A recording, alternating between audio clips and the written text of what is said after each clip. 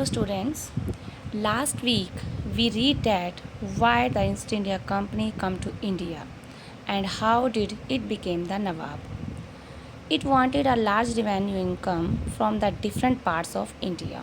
So it introduced the permanent settlements in 1793 and Malwari settlements in 1822. But these settlements were create some problems for the company. And now we read about the Monroe system. हमने पिछले हफ्ते company India में किस लिए आई थी और कैसे वो नवाब बन गई, और उसका जो मेन रीज़न था वो ज़्यादा से ज़्यादा रिवेन्यू कलेक्ट करना था इंडिया के अलग अलग पार्ट से। इसीलिए उसने यहाँ की कंट्री साइड्स को अपने कंट्रोल में लेने की कोशिश की और यहाँ से ज़्यादा रिवेन्यू कलेक्ट करने के लिए वो अलग अलग तरीके अपनाने लगे। इसके लिए उसने परमानेंट सेटलमेंट्स 1793 में सेट किया और एक मालवाड़ी सिस्टम को अपनाया 1822 में। लेकिन ये दोनों ही सेटलमेंट्स उसके लिए प्रॉब्लम क्रिएट करने लगी, मतलब उसको उसमें समस्याएं आने लगी। इसीलिए उसने नई व्यवस्था को अपनाया जिसको मोनरो सिस्टम के नाम से जाना जाता है। In the British territory in the south, there was a similar move away from the idea of permanent settlements. British नियंत्रण वाले दक्षिण भारतीय इलाकों में भी स्थायी बंदोबस्त की जगह नई व्यवस्था अपनाने का प्रयास किया जाने लगा। The new system that was devised came to be known as the रैयतवार। ये जो नई व्यवस्था लागू की गई इसको रैयतवारी सिस्टम के नाम से जाने जाता था, यानी रैयत किसान को ही कहा जाता है, इसीलिए इसका नाम रैयतवारी सिस्टम रखा गया।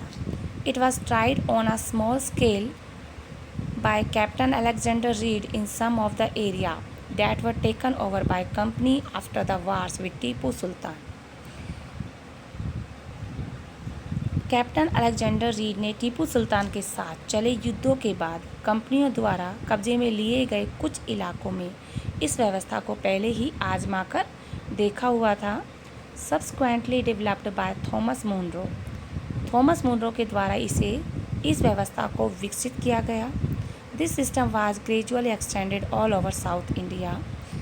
इस सिस्टम को धीरे धीरे पूरे दक्षिण भारत में लागू कर दिया गया था।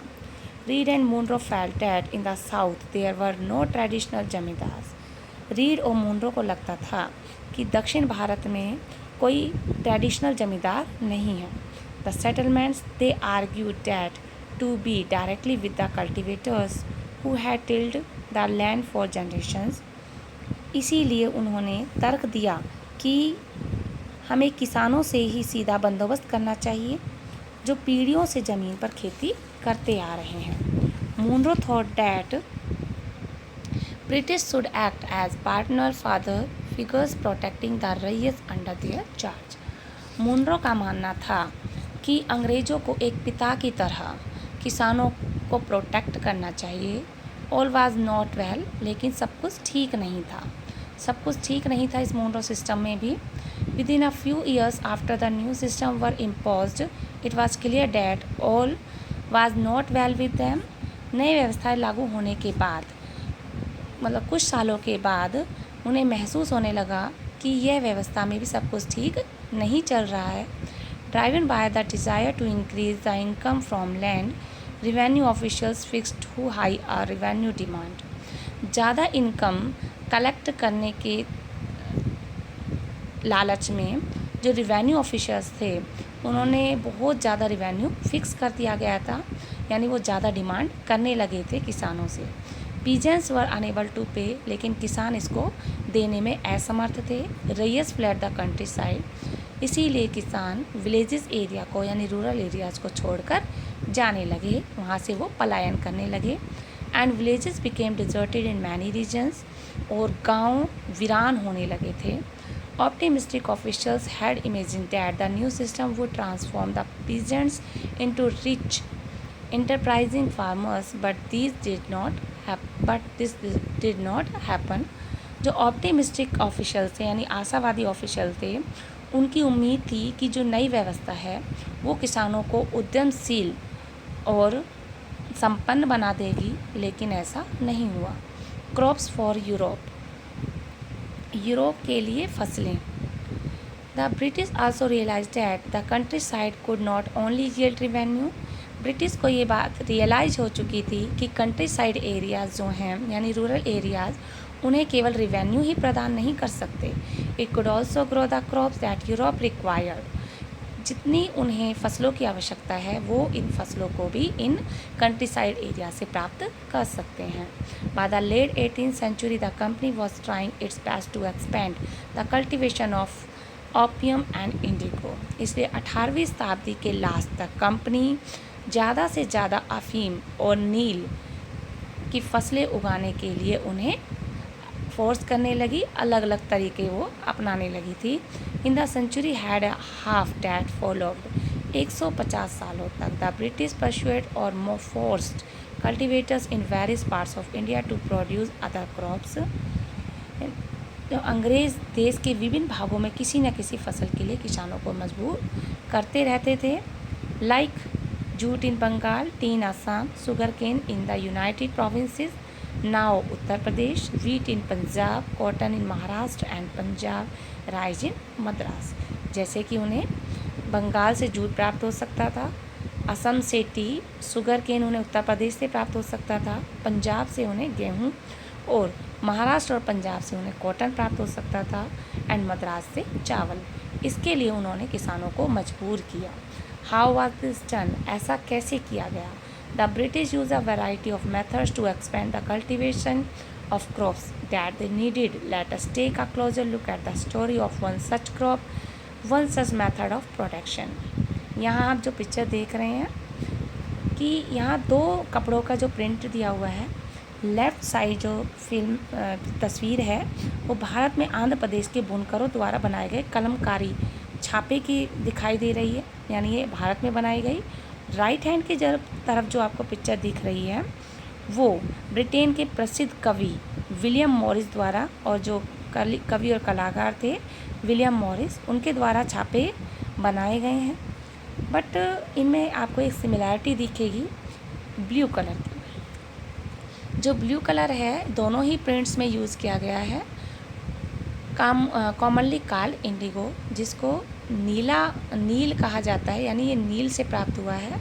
Do you know how this colour was produce? क्या आप जानते हैं कि ये कलर कैसे प्राप्त किया जाता है? The blue colour that you see in this prints were produce from a plant called indigo. नीला रंग जो आपको इन दोनों पिक्चर्स में शो हो रहा है वो इंडिगो नामक प्लांट से प्राप्त होता है। It is likely that the blue dye used in the Morris print in 19th century Britain was manufactured from indigo plants cultivated in India. For India was the biggest supplier of indigo in the world at that time. माना जाता है कि 19वीं शताब्दी में Morris के print में जो ये कलर यूज़ हुआ है वो जो नीला रंग है वो भारत में उगने वाले नील के पौधों से ही तैयार किया गया होगा, क्योंकि उस टाइम भारत में सबसे ज़्यादा इंडिगो प्रोड्यूस होता था। वो वर्ल्ड का सबसे नंबर 1 इंडिगो प्रोड्यूसर कंट्री था। Why the demand for Indian Indigo? भारतीय इंडिगो यानी नील की डिमांड क्यों की गई? The Indigo plants grow primarily in the tropics. Indigo plants सबसे ज़्यादा ट्रॉपिक्स एरिया में ही उगता है। By the 13th century, Indian indigo was being used by cloth manufacturers in Italy, France and Britain to dye cloth. 13वीं शताब्दी तक Indian जो नील थी वो इटली, फ्रांस और ब्रिटेन के में ही यूज़ की जाती थी। However, only small amounts of Indian indigo reached the European markets and its price was very high. हालांकि इंडियन इंडिगो का कुछ ही पार्ट यूरोपियन मार्केट्स में सेल होता था, लेकिन इसका रेट बहुत ज़्यादा था। European cloth manufacturers therefore had to depend no other plant called wood on another plant called wood to make violet and blue colour, क्योंकि जो यूरोपियन मार्केट्स में क्लॉथ डायर थे वो एक अदर प्लांट यानी वुड प्लांट पर भी depend होते थे वायलेट बैंगनी और नीले रंग के लिए, यानी वो ज़्यादातर बैंगनी और नीला रंग वुड प्लांट से प्राप्त कर लेते थे। Being a plant of the temperate zones, यह प्लांट टेम्परेट जोन्स एरिया में ही उग जाता है। Woad was more easily available in Europe, इसलिए वोड यूरोप में ईजिली अवेलेबल हो जाता था। It was grown in northern Italy, southern France and in part of Germany and Britain. यह उत्तरी इटली यानी इटली के उत्तरी भाग में, पश्चिमी फ्रांस और जर्मनी और ब्रिटेन के कुछ पार्ट्स में भी उगाया जाता था। Worried by competition from indigo wood producer in Europe pressurised their government to ban the import of indigo. Indigo से प्रतिस्पर्धा होने के कारण जो वुड प्रोड्यूसर कंपनीज थी, उन्होंने यूरोप की गवर्नमेंट को प्रेशराइज्ड किया कि वो इंडिगो के इंपोर्ट पर बैन लगा दे। Cloth dyer however preferred indigo as a dyer. हालांकि जो क्लॉथ डायर थे ब्रिटेन के, वो इंडिगो से प्राप्त कलर को ही ज़्यादा यूज़ करते थे, ज़्यादा प्रेफर करते थे। इंडिगो प्रोड्यूस आ रिच ब्लू कलर, क्योंकि इंडिगो से जो कलर प्राप्त होता वो बहुत गहरा नीले रंग का होता था। Whereas the dye from woad was pale and dull, जबकि वोड से प्राप्त होने वाला जो कलर था वो बेजान और डल था, मीन्स फीका होता था। By the 17th century European cloth producer persuade their governments to relax the ban on indigo import. So European cloth producers जो कंपनीज थी, उन्होंने गवर्नमेंट को इंडिगो इंपोर्ट पर जो बैन उन्होंने लगाया हुआ था उसको कुछ ढील देने के लिए फोर्स किया। The French began cultivating indigo in Saint Domingo in the Caribbean island, the Portuguese in Brazil and English in Jamaica and the Spanish in Venezuela. Indigo plantations also came up in many parts of North America.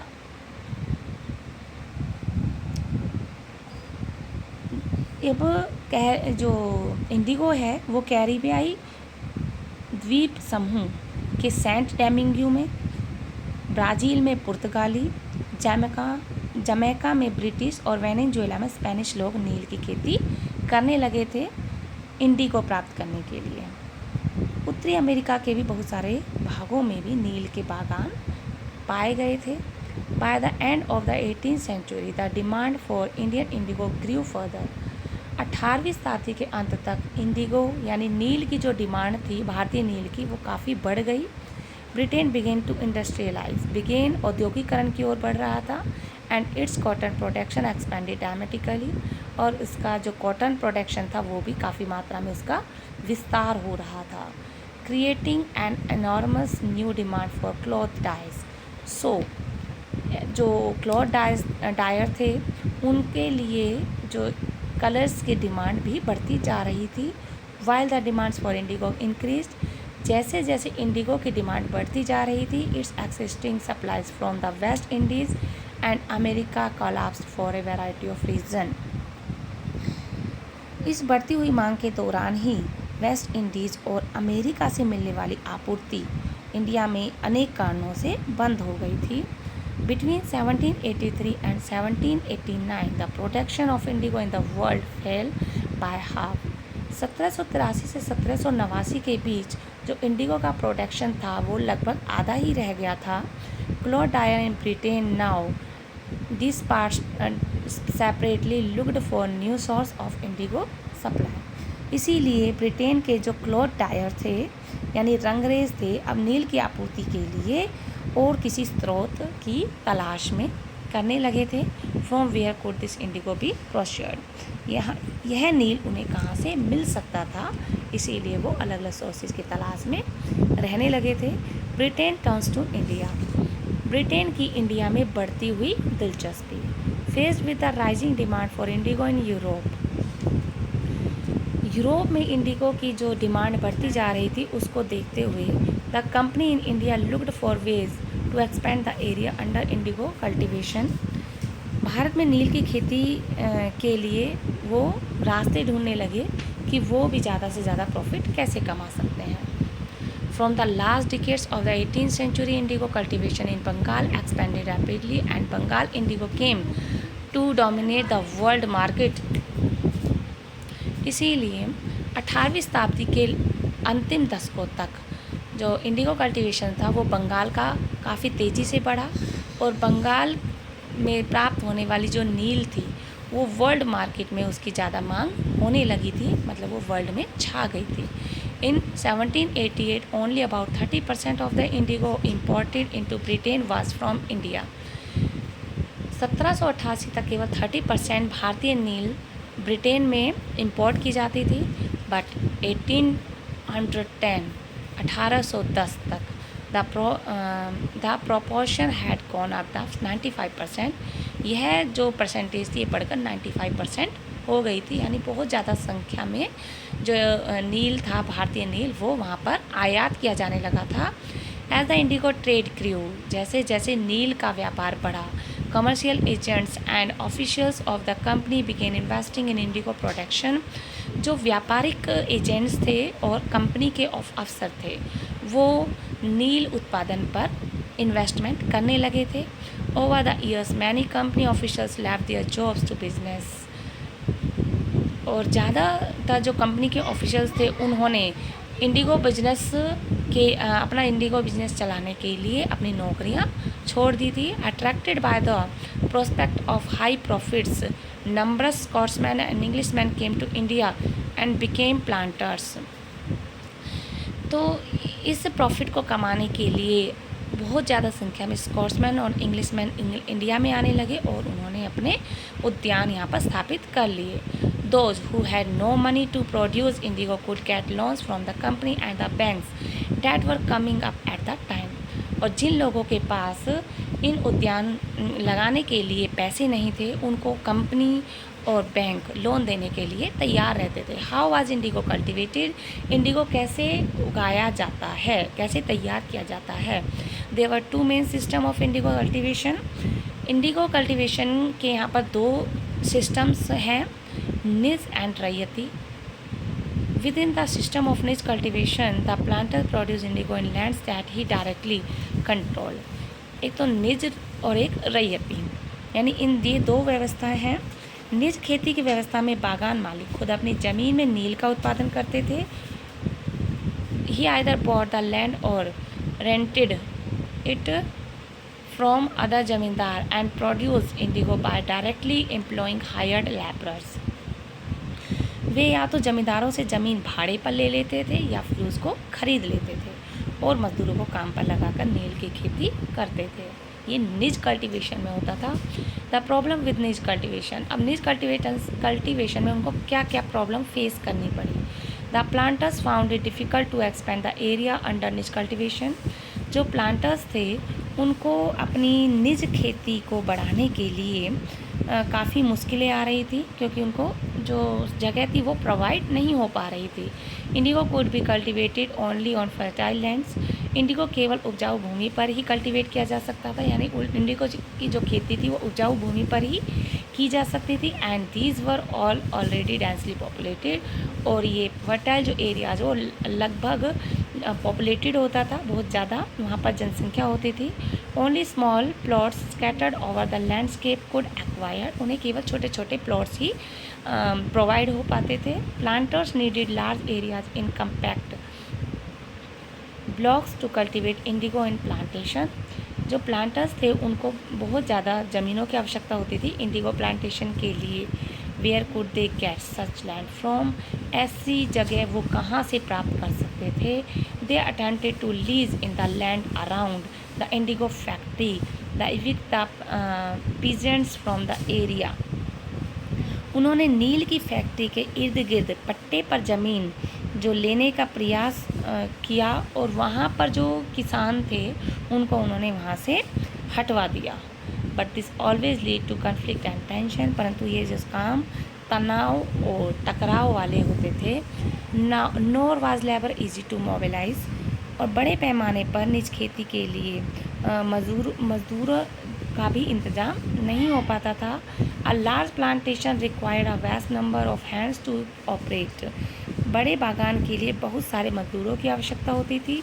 And labour was needed Presley at a time when peasants were usually busy with their rice cultivation. लेकिन मजदूरों में उस time जो मजदूर होते थे वो अपनी धान की खेती में लगे होते थे। निज cultivation on a large scale also required many plot and blocks. निज कल्टीवेशन में बहुत ज़्यादा संख्या में हलों की और बैल की भी आवश्यकता होती थी। 1 bigha of indigo cultivation required 2 plots, और 1 बीघा ज़मीन पर लगभग 2 हलों की आवश्यकता होती थी। This mean that a planter with 1000 bighas would need 2000 plots. इसका मतलब है कि यदि अगर प्लांटर के पास 1000 बीघा ज़मीन है तो उसको 2000 हलों की ज़रूरत होगी। Investing on purchase and maintenance of plots war a big problem. इसीलिए बागान के मालिक जो थे उनके लिए हलों को खरीदना और उनका रख रखाव एक बड़ी समस्या बनी हुई थी। Nor could supplies be easily got from the peasants since their plots and bullocks were busy on their rice fields। अब किसानों से भी हल नहीं मिल सकते थे उन्हें, क्योंकि इन चीज़ों की जिन चीज़ों की उनको ज़रूरत होती थी, जिस समय नील उत्पादकों को इन चीज़ों की आवश्यकता होती थी, उसी टाइम एग्जैक्टली जो राइस फील्ड थे यानी जो धान के खेत थे उनमें भी इन्हीं चीज़ों की आवश्यकता होती थी, इसलिए किसानों से भी वो लोग हल नहीं जुटा पाते थे। Till the late 19th century planters were therefore reluctant to expand the area under निज कल्टीवेशंस। 19वीं सदी के आखिर तक बागान मालिक निज खेती का क्षेत्रफल बढ़ाने में हिचकिचा रहे थे। Less than 25% of the land producing indigo was under this system. The rest was under an alternative mode of cultivation, the ryoti system. नील की पैदावार वाली जो 25% से कम ज़मीन आती थी यानी निज खेती के अंतर्गत, लेकिन जो बाकी ज़मीन थी वो रैयती व्यवस्था के अंतर्गत आती थी। तो ये जो प्रॉब्लम्स हैं ये निज कल्टिवेटर्स को फेस करनी हो रही थी। अब आगे indigo on the land of ryoti, रैयतों की ज़मीन पर नील की खेती वो कैसे होती थी और उनमें उनको क्या क्या प्रॉब्लम फेस करनी हो रही थी, इसके बारे में हम नेक्स्ट क्लास में पढ़ेंगे। Thank you.